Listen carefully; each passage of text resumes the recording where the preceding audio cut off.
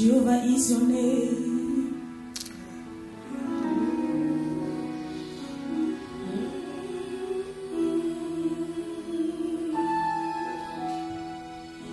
Jehovah est ton nom.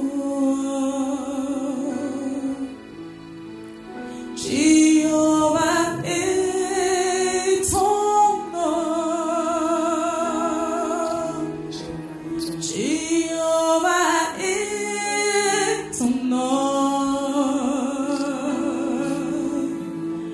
Jehovah est ton nom. Oui, chantons Jéhovah. Jéhovah est ton nom. Oui, chantons Jéhovah. Jéhovah est ton nom. Oui, chantons Jéhovah. Jéhovah est ton nom. Jéhovah est ton nom. Jéhovah est ton nom. Oui, chantons puissant guerrier.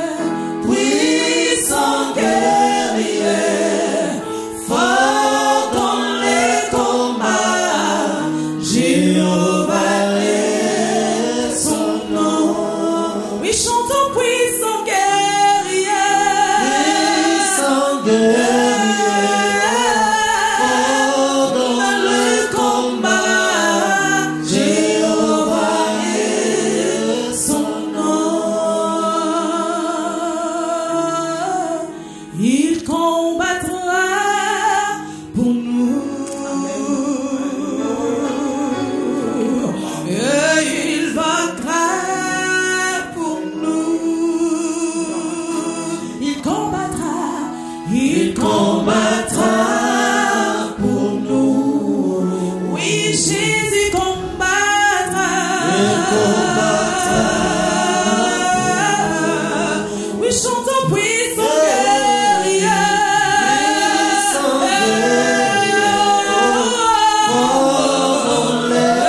les combats.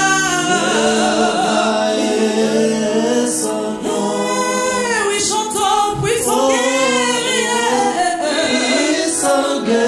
Tu es puissant dans les combats. Jéhovah est son nom. Oh Jéhovah, tu es élevé. Oh Jéhovah, Tu es le Dieu très haut. oh Jéhovah, Tu es élevé. oh Jéhovah, Tu es le Dieu les très dieux haut. d'église en bas, Tu es élevé. les dieux d'Ézéchiel, les dieux de Shadrach et Meshach. Yeah, Jéhovah, tu es le Dieu très haut. Tu es élevé. Oh, Jéhovah,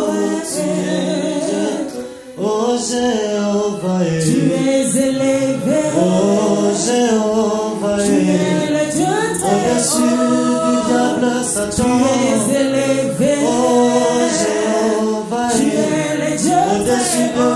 maladie. Tu es élevé. C'est vrai Jéhovah, Tu es le Dieu au-dessus très du haut. péché, mon Tu Jésus. es élevé. Toi seul tu es élevé. Tu es le Dieu très haut. Au-dessus de toutes Tu es choses, élevé. nous t'élevons Tu Jéhovah. es le Dieu Au-dessus très de la haut. Tu tristesse, es élevé. nous t'élevons Tu Jéhovah. es le Dieu Au-dessus très de haut. la misère, Tu es nous élevé. t'élevons Tu es Jéhovah. le Dieu très haut. Gloire au Seigneur. Merci beaucoup, ma soeur Marie-Ange. Merci, frère Justice. Merci frère Artienne pour ces bons moments d'adoration, peuple de Dieu. Shalom, nous sommes là encore une fois de plus à Bastogne, à l'église Armée de Vainqueurs pour Christ, l'église où le pasteur Riz Amba est titulaire. Donc nous sommes encore une fois là avec le pasteur. Bonjour pasteur. Bonjour. Vous n'êtes vraiment plus à présenter puisque vous êtes déjà passé sur les plateaux plutôt des Alpha Omega sur cette chaîne EDR TV. Bienvenue à vous. Merci encore une fois de plus Merci d'être avec nous. nous. On a parlé la fois passée de l'évangélisation, très capitale pour l'œuvre de Dieu, très capitale pour nous chrétiens. Et aujourd'hui, on va aller parler de la maturité spirituelle. Amen. Kokola, Namolimo, c'est ça? Amen. Je pense. Voilà. C'est vraiment aussi important, franchement, on aborde des thèmes qui sont importants pour nous dans la vie chrétienne. Avant que nous puissions parler de la maturité spirituelle, j'aurais voulu poser une question par rapport à l'évangélisation dont nous avons parlé la fois passée. Vous avez dit, si j'ai une bonne mémoire, que c'était vraiment l'objectif même de l'Église. Vous vous basez vraiment sur l'évangélisation. Alors, comment est-ce que vous faites? Parce que vous avez cité, vous avez dit que vous allez dans les centres des demandeurs d'asile, vous allez vraiment dans la rue et tout ça, faire l'évangélisation.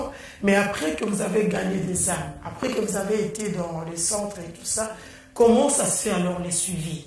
Vous évangélisez les gens, ils viennent à l'église et après, est-ce qu'il y a quand même une équipe qui peut aller suivre après si réellement les gens avec qui vous avez parlé, par exemple dans les centres, sont toujours chrétiens, sont toujours sur la bonne voie? Est-ce que les messages étaient passés? Parce qu'on peut rencontrer quelqu'un comme ça dans la rue, on parle de Jésus-Christ, il vient une, deux fois, ou après il ne vient pas. Est-ce que vous prenez quand même la peine avec une équipe pour appeler, savoir, frère, pourquoi est-ce que vous ne venez pas? Ou vous retournez encore dans des centres pour savoir si le travail que vous avez fait avant on produit quand même des fruits? Je ne sais pas comment vous faites après l'évangélisation. Merci, je suis heureux d'être encore là. Que Dieu soit loué. Merci, Serali. Et voilà, l'évangélisation, c'est notre cheval de bataille, comme j'avais dit l'autre fois. Et dans les différents centres, là où il y a des cellules, on a essayé d'implanter des cellules de prière dans les différents centres. Et pas seulement dans des centres, même dans la région, comme à Bielsan, on a une cellule de prière. Une cellule de prière aussi à Trois-Rivières du Luxembourg. On a encore des projets de faire encore d'autres cellules de prière dans la région. En fait, prenons plus particulièrement dans les centres de demandeurs d'asile, il y a des cellules de prière, c'est-à-dire il y a des responsables de cellules qui sont là pour suivre l'évolution de tous ceux qui ont cru, de comment les choses doivent évoluer. Et dans chaque centre, je pense qu'ils ont un programme de prière. Prenons à Bovigny, tous les mercredis, il y a prière, tous les vendredis, il y a prière. Et dimanche, l'église, nous on part les chercher. En fait, l'église est dotée d'un minibus. Voilà, des minibus que moi-même tous les jours, je prends ça le dimanche.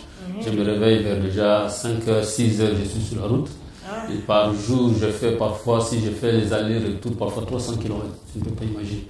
Il faut aller chercher ces gens-là, on les emmène ici à l'église. Après l'église, on donne à manger. Donc tous les dimanches ici, après l'église, tout le monde mange.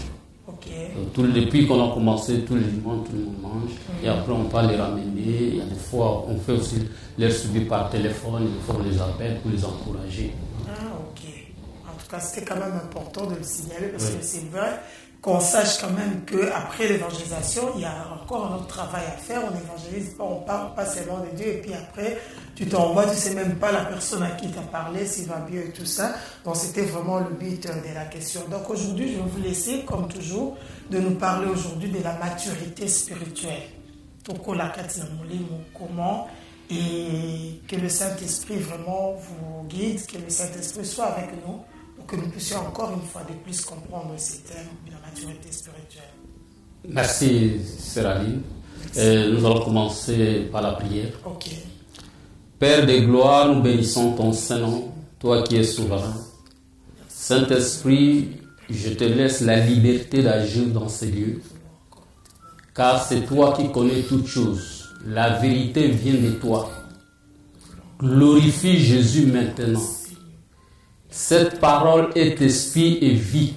Laisse que la parole qui sera libérée, Seigneur, dans ce lieu, Père, puisse apporter la vie à ton peuple qui m'écoute maintenant, Seigneur. Glorifie ton nom, Père, dans le nom puissant de Jésus-Christ. Amen. Amen.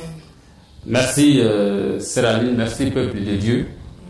Merci que je me retrouve encore là devant vous pour parler d'un sujet qui est très très capital sur la maturité spirituelle. Avant que je puisse parler, je voulais saluer aussi la présence du prophète Ézéchiel, de l'ancien Justin qui sont toujours là, de la sœur Marie-Ange, de ma chère épouse qui est évangéliste ici, et de toute l'assemblée de Baston.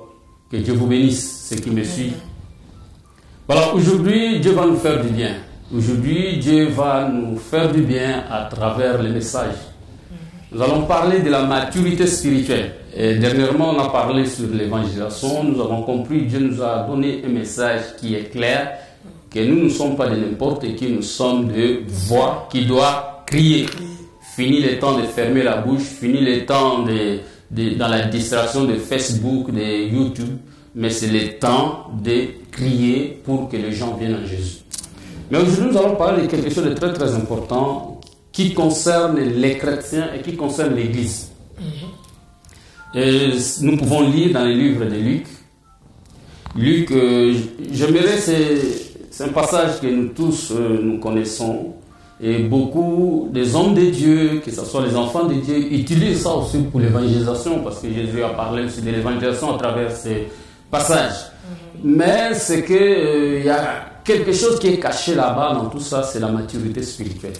Voilà, et nous allons lire dans les livres de Luc, chapitre 8, bien que ça sera un peu long, mais c'est pour la gloire de Jésus. J'aimerais commencer, nos versets c'est 11 et 15, mais j'aimerais commencer à partir du verset 4. Je vais lire pour la gloire de Dieu, selon ma version Thomson. Une grande foule se réunit auprès de lui, des gens de diverses villes. Il dit cette parabole. Les semeurs sortirent pour semer sa semence. Comme il semait, une partie de la semence tomba le long du chemin. Elle fit piétiner et les oiseaux du ciel la mangèrent. Une autre partie tomba sur les rocs. Quand elle poussa, elle se dessécha parce qu'elle n'avait pas d'humidité. Une autre partie tomba au milieu des épines. Les épines poussèrent avec elle et l'étouffèrent. Une autre partie tomba dans la bonne terre. Quand elle poussa, elle produisit du fruit ou 100 tubes.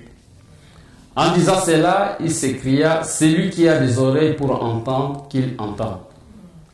Verset 9. Ses disciples lui demandaient ce que signifiait cette parabole.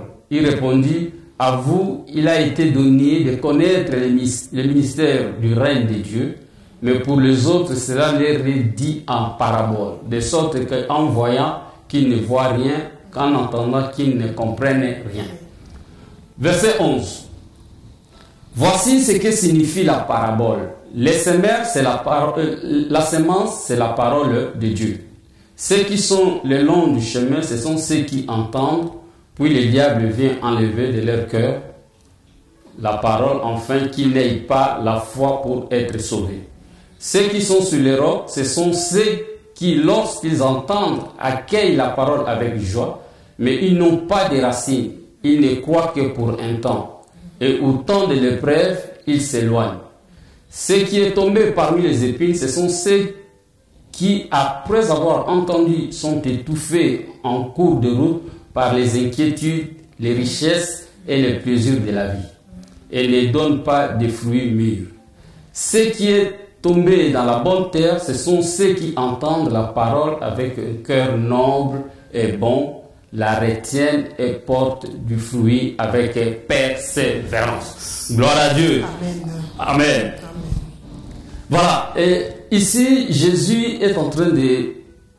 Vous savez, Jésus avait beaucoup de manières d'apporter la parole de Dieu au peuple. Il y a des fois, il enseignait clairement. Il y a des fois, il utilisait aussi les paraboles.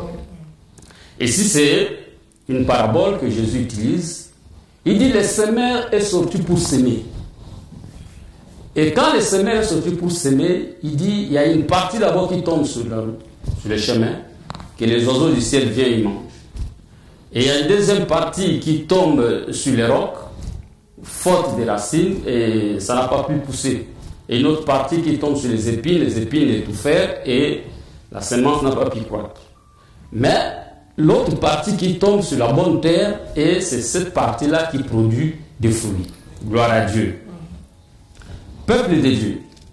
Le problème ici, cette parabole, souvent nous utilisons ça dans les enseignements, que ce soit comme je parlais tantôt dans l'évangélisation. Mais il y a quelque chose qui est caché dans cette parabole. Ici, les 4 types, s'il faut dire, de terres, ici, là où il s'aimait, représentent les 4 types de chrétiens qui sont dans l'Église. Alléluia. Amen. Ce sont les 4 types de chrétiens qui sont dans l'Église. Aujourd'hui, dans nos églises, souvent les gens pensent que non, parfois tu as beaucoup étudié, le fait que tu as fait 10 ans à l'église, c'est-à-dire tu es déjà mis spirituellement. Ça n'a rien à voir. C'est différent dans le contexte de maturité spirituelle. Je vais définir d'abord c'est quoi la maturité. Selon le dictionnaire, la maturité, c'est tout simplement, c'est un état de ce qui est mûr ou mature. Le dictionnaire définit comme une période de la vie qui se situe entre la jeunesse et la vieillesse. C'est quand un organisme atteint son complet développement. Mais moi, je voulais utiliser l'expression que les botaniques utilisent beaucoup. Au lieu de parler de la maturité, moi, je voulais parler de la maturation. Ceux qui ont fait la botanique connaissent. Quand on dit prenons une plante ou un fruit dans la maturation, c'est-à-dire qu'il y a beaucoup de facteurs qui entrent en jeu. Il y a le facteur temps, il y a le facteur température, il y a le facteur lumière. C'est très très important pour que nous puissions comprendre c'est quoi la maturité spirituelle. Gloire à Dieu. Peuple de Dieu, la maturité spirituelle n'a rien à voir avec tout le temps que tu as passé à l'église. C'est la raison pour laquelle nous voyons Jésus ici nous montre les 3 types de chrétiens qui sont dans l'église. Peuple de Dieu, écoutez, Jésus, tout le monde peut dire oui, je suis sauvé, c'est bien. Jésus viendra chercher une église mature. C'est-à-dire quoi? C'est-à-dire que Jésus ne viendra pas chercher les bébés spirituels. Jésus viendra chercher des chrétiens qui sont mûrs spirituellement.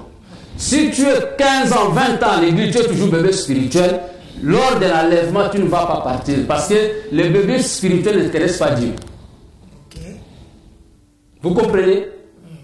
C'est-à-dire, gloire à Dieu, Dieu a fait grâce, il y a quelqu'un qui a prêché l'évangile, tu as donné ta vie en Jésus, alors voilà, et tu commences à fréquenter l'église. C'est la meilleure des choses, c'est bien. Mais il ne faut pas se limiter là. Vous allez voir des gens, maman, ça fait combien de temps tu es à l'église? Oh, 20 ans. Mais si tu vois la personne, que ce soit ses raisonnements, parfois il ne connaît même pas un verset biblique. Prier même, il ne sait pas. Il fait... Non, tu es toujours bébé. Sache-le, toi qui m'écoutes maintenant, si Jésus revient, tu ne partiras pas. Cela est clair. La Bible nous dit, il y a un homme qui avait planté sa vigne. Il vient voir un jour que non, parfois je vais trouver des fruits. Quand il arrive, il n'y a pas de fruits. Le maître prend une main, allez, coupez l'arbre. Parce que ça prend la place inutilement. Vous comprenez? Ce qui intéresse Dieu, que c'est la maturité. C'est ça qui est très important. C'est la raison pour laquelle la Bible dit, le Saint-Esprit est en train de préparer l'Église pour que l'Église puisse atteindre le statut parfait de Christ. Aussi longtemps que l'Église n'a pas encore atteint ce statut parfait, Jésus ne viendra pas.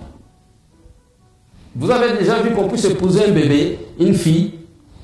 On épouse une femme qui est déjà mûre, n'est-ce pas? Oui. C'est la raison pour laquelle l'épouse de Jésus doit être mûre. Tu ne peux pas être adolescente ou toujours dans la puberté. Non, tu dois être mûre.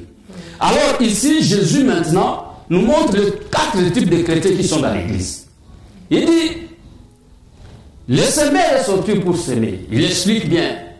La semence, c'est la parole de Dieu. La personne qui est en train de semer, c'est Dieu lui-même. Maintenant, la première sémence tombe sur les chemins. Et Jésus explique, il dit, ceux qui sont, c'est-à-dire sur les chemins, ce sont ceux qui entendent, puis le diable vient enlever de leur cœur la parole, afin qu'ils n'aient pas la foi pour être sauvés. Beaucoup de gens pensent le fait de venir à l'église, tu es déjà sauvé. Non, venir à l'église c'est bien, mais cela ne veut pas dire que tu es sauvé. Beaucoup viennent, faites un peu l'expérience dans nos églises. On a prêché un dimanche, après le culte, tu appelles un frère. Ma soeur, on a prêché sur quoi? C'était quel verset qu'on a? Non, je ne sais pas. Oh, il a dit quoi encore? Donc les gens, ils viennent à l'église pour voir les autres. Ils viennent à l'église pour se distraire. Parfois pour danser seulement parce que dans notre église, la musique, la louange est bien, donc je viens danser. Mais tu vas aller en enfer. Il faut grandir. Ce sont les gens des chrétiens. Ici, Jésus parle, c'est à qui donc, quand on proclame la parole, on prêche la parole, il écoute. Quand il sort là, tous les démons reviennent sur lui. Il oublie la parole de Dieu. Il oublie. Donc, quand tu le vois sur un charnel, tu te poses la question, mais tu viens de l'église, toi. Donc, on ne voit on ne voit rien de Dieu en lui. À part dire Alléluia, Amen. Il dit deuxième catégorie. Il dit, c'est la semence qui tombe sur les rocs.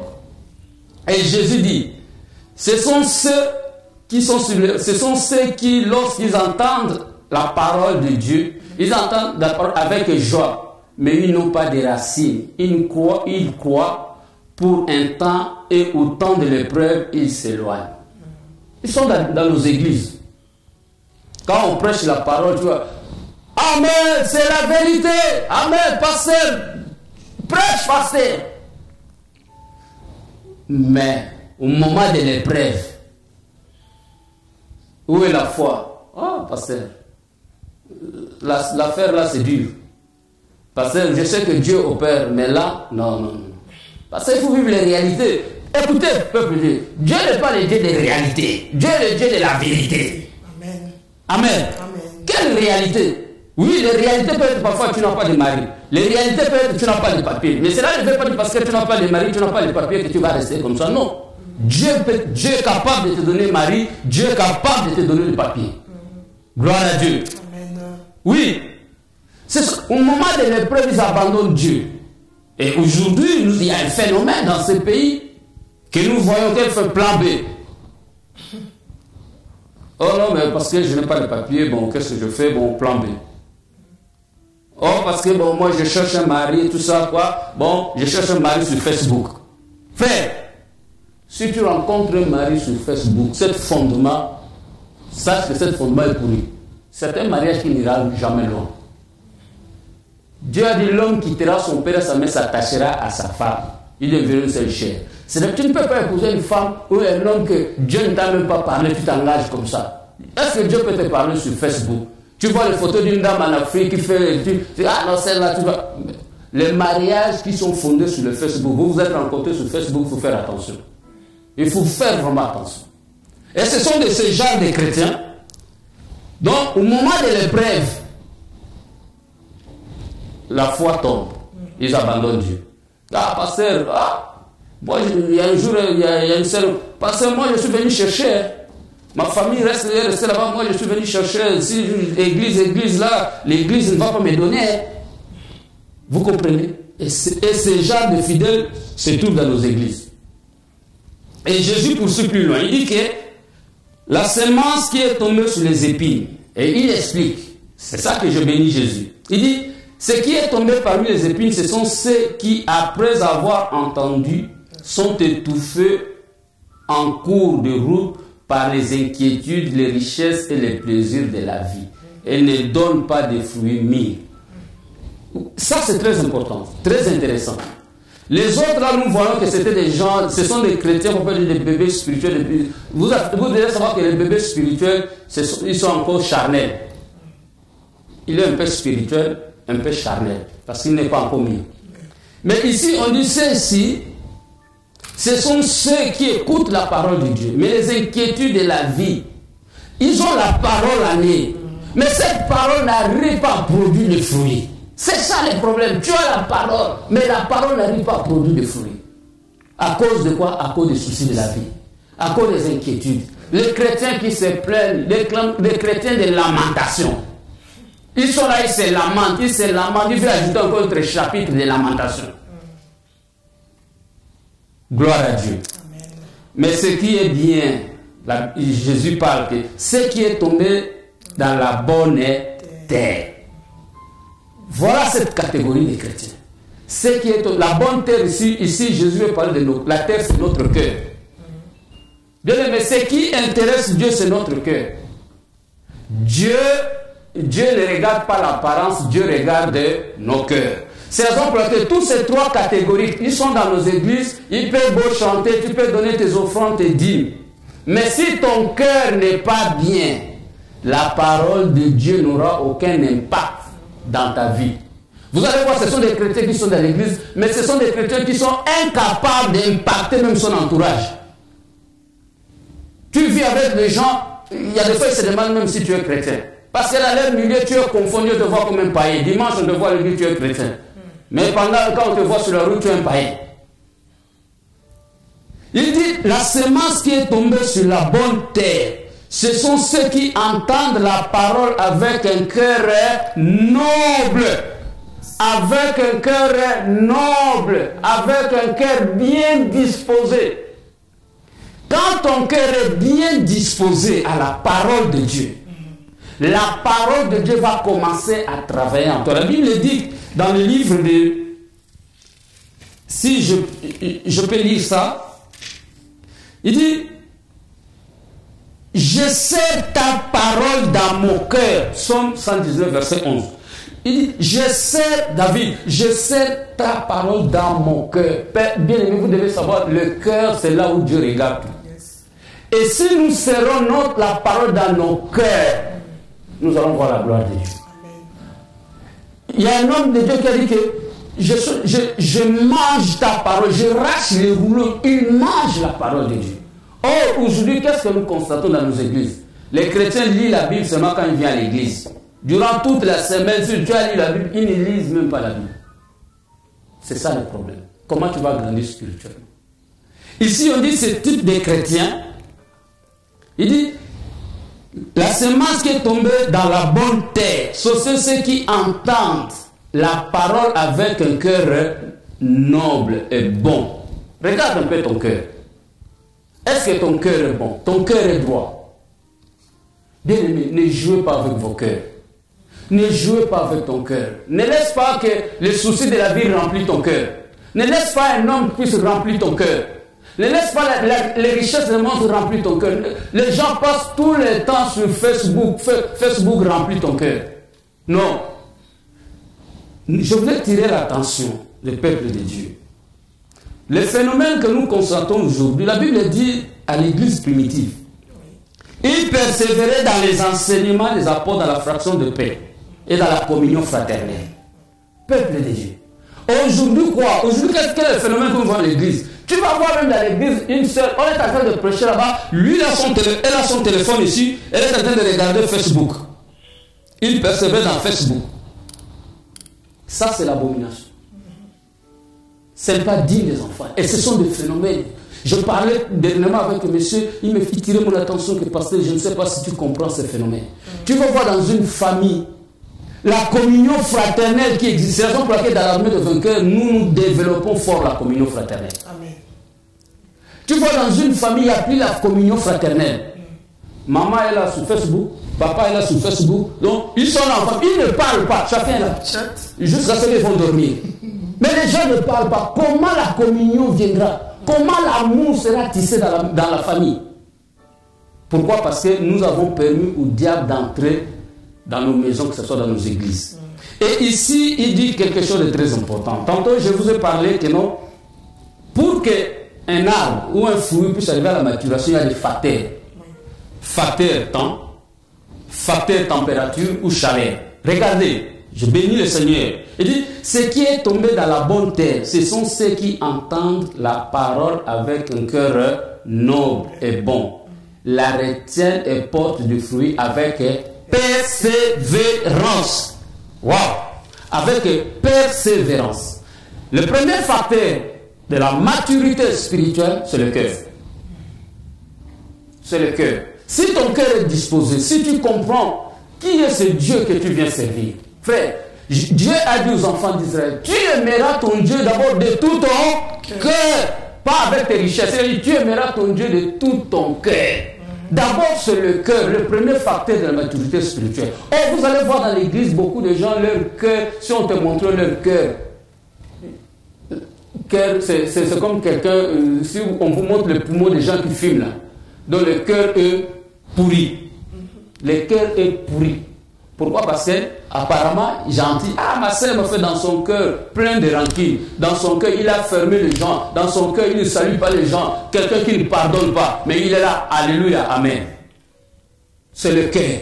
Si nous disposons notre cœur à écouter la parole de Dieu, à ce moment, la parole de Dieu peut produire le fruit. Deuxième facteur, c'est la persévérance. Et dans la persévérance, nous voyons, il y a le facteur temps. C'est la raison pour laquelle la Bible dit racheter le temps parce que les jours sont mauvais. Frère, tu ne peux pas jouer avec ton temps. Tu viens à l'église, tu viens écouter la parole de Dieu. Oui, c'est bien. Ne joue pas avec ton temps. Le temps, c'est Dieu qui tient le temps. Le temps appartient à Dieu. C'est la raison pour laquelle le temps que Dieu te donne, concentre-toi dans les choses du Seigneur. Concentre-toi dans l'œuvre de Dieu. Concentre-toi cette parole. Essaie de méditer ça pour aller proclamer, partager avec les autres. Gagner les hommes avec cette parole. Le paix, même si tu ne connais pas toute la Bible, mais le paix que tu écoutes là, tu peux dire à quelqu'un que Jésus t'aime. Ça sauve une vie. Amen. Amen. Amen. Pourquoi? Parce que ton cœur est bien disposé. Il dit, il y a facteur temps. Il y a la facteur température. Il y a la lumière. La lumière, c'est la lumière de la parole. La température, c'est le Saint-Esprit. Ton cœur n'est pas disposé, le Saint-Esprit viendra. Vous devez savoir, nous savons tous que le Saint-Esprit, c'est un personnage qui est tellement sensible.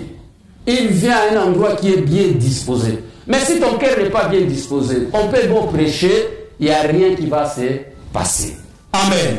Amen. Alléluia. Amen. Chose à retenir. Vous devez savoir, la maturité spirituelle, c'est dans la volonté de Dieu. Dieu veut que nous soyons matures. La maturité spirituelle glorifie Dieu. Jésus a dit, si ma parole demeure en vous, et si cette parole produit des fruits, c'est à cela que mon Père sera glorifié, que vous serez appelés mes disciples. Si cette parole demeure en vous, et que cette parole produit des fruits, ce n'est pas cette parole reste comme ça, tu as gardé la parole, ça doit produire des fruits. Et c'est à cela que mon Père sera glorifié. Jésus a maudit le figuier. Pourquoi? Parce que le figuier n'avait pas de fruits. Aussi longtemps que tu ne produis pas de fruits, tu es nulle part. Et la maturité spirituelle nous fait fils de Dieu. Amen. Amen. La maturité, si vous lisez, la Bible dit, quand un enfant est encore enfant, on ne peut pas lui donner l'héritage. Parce que tu es enfant. Il faut que tu deviennes fils. Quand on parle de fils, c'est quelqu'un déjà qui est mature.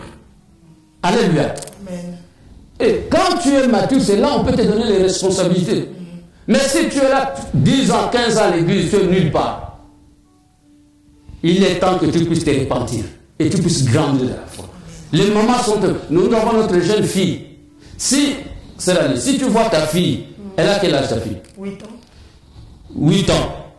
Tu vois, à 15 ans, elle a toujours cette taille-là. Tu vas te poser des questions, non? Oui.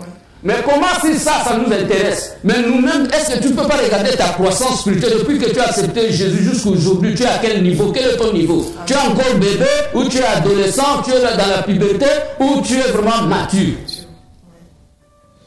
Les bébés, ce sont des gens qui viennent à l'église, quand on prêche, quand ils sortent, ils commencent à critiquer la prédication. Comme il y a d'autres qui me regardent. Oh, voilà comment ils parlent. Voilà comment. Tu es un bébé spirituel. Quelqu'un qui est mis spirituel va bénir le Seigneur. Ah, gloire à Dieu.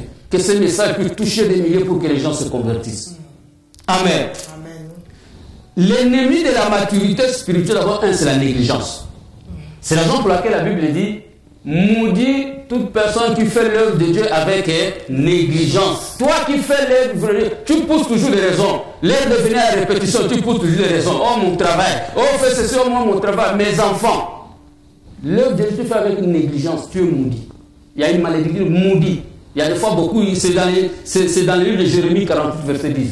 Maudit toute personne qui fait l'œuvre de Dieu avec négligence. Ça, c'est l'ennemi de la maturité. Si tu vois quelqu'un qui est négligent dans les choses de Dieu, il ne faut pas chercher là, tu sauras que non, il n'est pas mis spirituellement. C'est un bébé. Amen. Et bien qu'il peut être pasteur. Amen. Alléluia. Amen. Le deuxième ennemi, c'est l'ignorance. Les gens sont ignorants. Tu vas aller baptiser ton enfant. Mais tu es ignorant. Oh, moi je connais Jésus. Tu vas baptiser ton bébé de 2 mois. Et tu dis que tu es ignorant. Amen. Amen. Troisième ennemi, c'est le péché. Le péché ne peut pas te permettre d'agrandir spirituellement. Le péché te régresse toujours, te régresse toujours, te régresse toujours. Il faut éviter le péché. Et l'ennemi qui agit même dans les milieux de l'église aujourd'hui, fort, c'est l'orgueil. Quand tu vois quelqu'un qui est orgueilleux, qu'il soit homme de Dieu, qu'il soit pasteur, qu'il soit prophète, qu'il soit apôtre, qu'il soit qui que ce soit dans l'église, quelqu'un qui est orgueilleux, même s'il a fait sa théologie de quoi que ce soit, il connaît la Bible, les Genèse, Apocalypse, c'est un bébé, tu dis, il n'est pas mature spirituellement. L'orgueil, ça ne sert à rien. La Bible dit, ayez en vous le sentiment qui était en Jésus-Christ. Existant en forme de Dieu, il n'a pas regardé son égalité avec Dieu comme une fois arrachée. Mais il s'est humilié jusqu'à prendre la place d'un certain. Mais pourquoi toi tu es orgueilleux? Oh, moi je suis bishop. Moi je suis docteur. Oh, moi je suis tel. Mais non, tu n'es pas mis spirituellement. Amen. Amen. L'orgueil. Et la Bible dit, Dieu résiste aux orgueilleux. Et la Bible poursuit plus loin, les orgueilleux n'hériteront jamais le royaume de Dieu. Amen. Gloire à Dieu. Amen. Mais c'est comment connaître une personne qui est mature? C'est un témoin de Jésus. Donc partout il passe, c'est sa raison de vivre, c'est sa raison d'être, un témoin de Jésus. Partout il passe, il parle que de Jésus. C'est un chrétien ou un homme de Dieu qui n'est pas versatile. Tantôt il change, on ne connaît pas ta position. Tu n'es pas mature spirituellement. C'est quelqu'un qui n'est pas dans les critiques. Quand tu vois quelqu'un, même un homme de Dieu qui est en train de critiquer les autres, tu dois savoir qu'il n'est pas mis spirituellement. Bien que tu peux prêcher ta parole, mais tu n'es pas mise. Les critiques, non. Ce n'est pas quelqu'un qui est vagabond. Aujourd'hui, vous voyez les chrétiens dans les églises. Il va terminer toutes les églises à chercher une bonne église. Mais tu n'es pas mature spirituellement. Un vagabond, tantôt il court seulement chercher des prophéties. Oh, là-bas, il n'y a pas l'onction. Là-bas, mais tu n'es pas mis spirituellement. On ne parle pas à l'église, on ne cherche pas l'église à cause de l'onction, mais on cherche l'église parce que tout ton salut dépend. C'est là où tu passes ta vie, c'est là où tu sers ton Dieu. Amen. Amen. Quelqu'un qui est mature, c'est quelqu'un qui aime la parole de Dieu, qui la lit tous les jours, qui est discipliné dans les choses de Dieu. Un homme ou une femme mature, c'est une femme de prière, un homme de prière. Tu vas voir un chrétien, on peut dire, ma soeur, toi, tu jeûnes quand? Oh non. Seulement si le pasteur dit à l'église, on va jeûner, c'est là où je jeûne. Et tu dis que tu es mature spirituellement. Non, ça c'est une immaturité. Surtout, ce sont quelqu'un qui soutient l'œuvre de Dieu. On ne va pas lui poser... Je bénis le Seigneur pour les bien-aimés qui se sont engagés. Tous les bien-aimés qui sont dans les églises engagés pour soutenir l'œuvre de Dieu, pour servir. Gloire à Dieu. Ce n'est pas les gens qu'on voit. Quelqu'un qui n'est pas mature spirituellement, quand il arrive, et non, ça c'est le travail des autres, laisse-les travailler. Donc moi je suis venu seulement prier, adorer. Quel adorer? Vous savez que c'est une fille adorer? Abraham a dit à ses serviteurs que moi je prends le petit enfant, nous partons adorer Dieu. C'est très significatif. Toi tu viens pour que tu es spectateur. Non, dans l'œuvre de Dieu il n'y a pas de spectateur. Une église, donc c'est-à-dire c'est un chrétien mature, c'est un chrétien qui soutient la vision de l'église. C'est le chrétien qui soutient l'homme de Dieu. On ne peut pas voir un chrétien que non, tu n'as pas de père spirituel. Oh, je n'ai pas de pasteur. Quand tu vois que tu es chrétien, je prie, mais tu n'as pas d'église, ton église, oh non, ces derniers temps, il y a trop de problèmes dans vos églises là, et donc moi je reste à la maison. Il n'est pas mature spirituellement. Même s'il parle la langue, il n'est pas mature spirituellement. Tu restes à la maison, toi chrétien, tu n'as pas de pasteur. Moi je n'ai pas de pasteur. Ah, toi tu es devenu Jésus. Tu es sorti du Saint-Esprit, tu n'as pas de père. Non. Tu vois les chrétiens. Oh non, toi tu suis, oh je suis le message sur Facebook, sur YouTube, je suis tel pasteur. Mais est-ce que cet pasteur c'est ton pasteur? Il a son église, non? Il a aussi ses fidèles, il a ses membres. Amen. Amen. Un chrétien qui est mature, c'est un chrétien qui connaît son identité. Que moi je suis chrétien, je dois refléter Christ. Partout où il passe, on voit Jésus. Tu vois les chrétiens qui ne connaissent pas leur identité. Amen. Amen. C'est un chrétien qui fait toujours la volonté de Dieu. Amen. Gloire à Dieu, nous sommes presque vers la fin. Mais comment nous devons grandir? Nous devons grandir, c'est en portant des fruits. Je voulais corriger une erreur que nous commettons beaucoup. On parle des 9 fruits de l'esprit et tout ça. Il n'y a pas 9 fruits de l'esprit. Alléluia. Les fruits, il n'y a pas 9 fruits, il n'y a qu'un seul fruit de l'esprit. Un seul fruit, qui est Jésus. Amen. Amen. Amen. La Bible déclare, quand l'ange est venu voir Marie, il a dit à Marie quoi? L'ange a dit à Marie que tu deviendras enceinte en vertu du Saint-Esprit. C'est-à-dire, le Saint-Esprit a conçu que Jésus. Si on dit, ta fille, comment elle s'appelle? Gémima. Gémima est le fruit de tes entrailles. Amen. Amen. Voilà. C'est-à-dire quoi? Le fruit de l'esprit, c'est Jésus qui est le fruit de l'esprit. Parce que le Saint-Esprit a conçu que Jésus. Maintenant, c'est quand on parle à la bonté, quoi, ça, on voit comment Jésus était, le caractère de Jésus. Et nous devons avoir des caractères pour qu'on dise que nous sommes des chrétiens matures. Tu es colérique, tu ne veux pas pardonner, orgueilleux, tout ça, tu dis que non, tu n'es pas mature. Amen. Amen. Mais Dieu veut que nous soyons des chrétiens matures. Que dans nos églises, si nos églises sont remplies de chrétiens matures, nous allons voir la gloire de Dieu. Les grands problèmes dans l'église, c'est qui met la confusion dans nos églises, des problèmes de disputes. Pourquoi? Tu vas voir, 90% des chrétiens sont des bébés spirituels. Et ils posent beaucoup de problèmes au pasteur, les pasteurs tout le temps, moins de fois pas, oh pasteur, des critiques, des murmures, et c'est ça qui pousse des divisions dans l'église, là-bas c'est les Congolais, là-bas c'est les... Donc pourquoi? Parce que les gens ne sont pas mûrs spirituellement. Si on est mûrs spirituellement, on saura qu'aujourd'hui, en Jésus, il n'y a ni juif ni grec, nous tous nous sommes un. Que Dieu vous bénisse. Amen. Gloire à Dieu. Amen. Merci beaucoup, Pasteur Riz. En tout cas, un grand merci. J'avais une question. J'avais déjà la question de savoir comment reconnaître les chrétiens matures. Vous l'avez répondu. Maintenant, est-ce qu'il y a des enseignements pour être mature? On vient à l'église et tout. Et puis, après, comment est-ce qu'on peut faire pour grandir, pour être mûr? Parce que vous avez parlé aussi de l'âge. Donc, on peut avoir 15 ans, 20 ans, 30 ans. On vient de recevoir Christ. On a évangélisé, comme l'autre fois, on a parlé de l'évangélisation. Maintenant, les personnes viennent à l'église.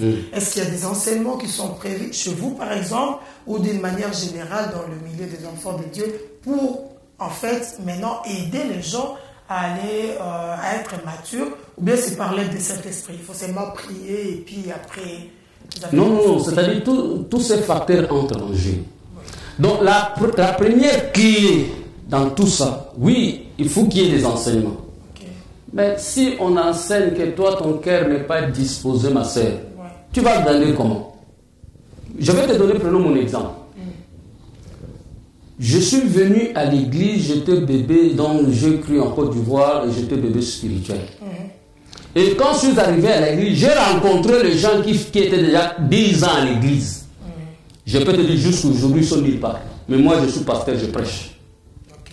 Tu comprends? C'est-à-dire quoi? D'abord, la première... Jésus dit qu'il a semé. Le semeur est sorti pour semer. Notre travail, les hommes, c'est de semer, de prêcher. Mais maintenant, le problème, c'est ceux qui nous écoutent. C'est quelque chose, c'est un travail qui se passe en toi-même. C'est-à-dire, la Bible dit que ce qui est tombé sur la bonne terre, c'est-à-dire d'abord, c'est ton cœur. Si tu connais que tu viens de donner ta vie à Jésus, Jésus est ton Seigneur. Tu disposes d'abord ton cœur. C'est ton cœur d'abord.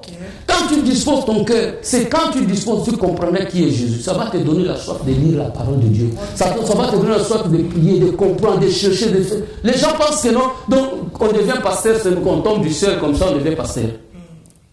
On pense que c'est comme ça, tu commences à présenter des émissions. Parce qu'il y a un travail qui se fait en secret. C'est-à-dire quoi?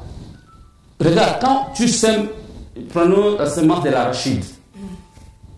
Tu as semé, mais tu ne sais pas ce qui se passe avant que tu commences à voir, ça commence à pousser. C'est-à-dire qu'il y a un mystère qui se passe là. Et dans ce mystère-là, c'est là où toi tu te retrouves maintenant. On t'a semé, on a parlé de Dieu, on t'a donné Jésus, on t'a fait accepter Jésus. Tu commences à écouter la parole de Dieu. Mais tu dois faire Dieu à sa part, toi aussi Dieu a semé. mais toi aussi tu as ta part. Mais si tu restes comme ça, moi je connais des chrétiens qui ont des syllabus, des livres, ils achètent tous les livres des autres, mais ils n'ont jamais lu ça. Tu vas grandir comment? Ça veut dire qu'il y a beaucoup de facteurs qui entrent en jeu. D'abord, il faut disposer d'abord ton cœur. Tu dois comprendre d'abord qui est Jésus que tu sais. Tu sais, beaucoup de gens ne connaissent même pas qui est Jésus. Il dit Jésus est mon Seigneur, Jésus est mon Sauveur, mais il ne connaît pas qui est Jésus. Hein? C'est la raison, moi je reviens toujours dans ce verset qui dit tu aimeras ton Dieu de tout ton cœur, de toute ton âme. Pourquoi Dieu a dit ça? Dieu savait. Beaucoup de chrétiens peuvent dire qu'ils aiment Dieu de tout leur cœur, mais leur âme n'aime pas Dieu. Tu vois, il aime Dieu, alléluia, mais il est là, il aime Dieu, mais son âme n'aime pas Dieu. Tu vas voir un chrétien qui aime Dieu, il te met des jupes là, il te met donc il est là avec des pantalons troués, il vient de ceci. Est-ce que vraiment, pourquoi? Tu es esclave de ton âme, parce que ça ce sont l'âme qui conduit, qu'il faut t'habiller comme ça, il faut être comme ça. Non, tu vas voir un chrétien, j'aime Dieu, mais sa façon de parler insolemment, sa manière, il voit son passé, oh pas ça. Tu trouves ça des gens, non? Mais quelqu'un qui a enseigné, quelqu'un qui a porté la sémence, la parole dans son cœur, qu'on lui a dit ça tu ne peux pas faire. Un enfant, tu dois toujours faire la volonté de Dieu, pas d'autre chose. C'est-à-dire quand tu veux poser, ma sœur, pour être mature spirituel, ça ne demande pas que tu sois pasteur, non. C'est-à-dire que tu dois arriver à un moment, tout ce que tu fais, ça doit toujours glorifier Dieu. C'est-à-dire quoi? Tu ne marches plus selon ta conscience. Tu marches selon la conscience de Dieu. La conscience de Dieu te pousse à faire tout ce qui plaît à Dieu. Quand tu vois un chrétien qui fait tout ce qui plaît à Dieu, c'est là que tu comprends qu'il est mûr spirituellement. Mais si tu es là, tout ce que tu fais, ça ne plaît même pas à Dieu, tu trouves ça, Dieu va comprendre. Qu'est-ce que Dieu va comprendre? Amen. Amen. Que Dieu te bénisse. Merci beaucoup, papa. Nous avons vraiment été bénis. En tout cas, je crois que la maturité spirituelle, c'était un grand thème. Je pense que ça pouvait nous prendre même 3 émissions pour en parler. Amen. Je crois qu'avec la permission de toute l'équipe de EDR TV, on reviendra à Baston pour comprendre encore la maturité. C'est vraiment très important. Évangéliser et être mûr pour que nous ne puissions pas rester au même endroit. Voilà, on va passer le moment d'adoration à la fin. Dire merci à Dieu et se disposer, parce qu'on nous a parlé, chers téléspectateurs, de notre cœur qui doit d'abord être disponible. Peu importe les formations, le temps que tu as passé à l'église ou qui tu es, parce qu'on nous avait dit avant, savoir qui tu es. On était des voix et maintenant on doit grandir. Donc nous allons vraiment passer ces moments d'adoration, prier le Seigneur afin que nous puissions grandir. Peut-être que tu te crois, ou moi je dis, voilà, c'est bon, je suis déjà grande, mais il y a encore un travail à faire, il y a encore des fruits que nous devons porter et des fruits qui démèrent. Donc voilà pourquoi avec nos bien-aimés qui sont de l'autre côté, nous allons passer un moment d'adoration. Je vous prie vraiment de prier avec nous. Je vais déjà dire merci et au revoir au pasteur Rhys en bas de nous avoir acceptés. Merci à toute l'église armée de vainqueurs pour Christ. Et merci à tous les habitants des Bastons, je ne sais pas comment on les appelle. Les Bastoniens. Les Bastoniens, voilà.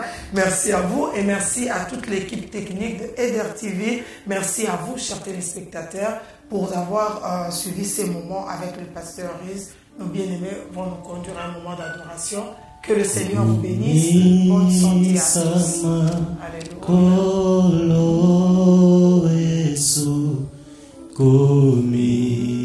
Sama kolo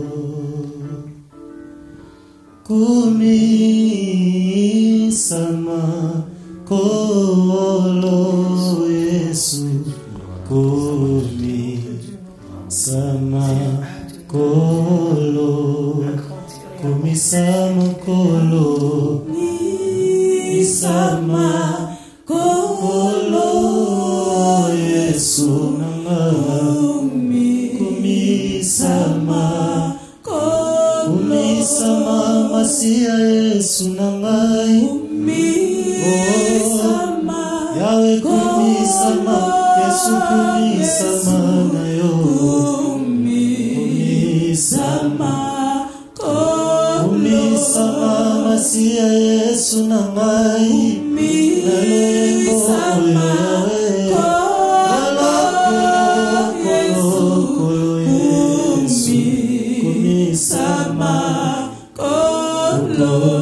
Sama kolo, kumi sama kolo,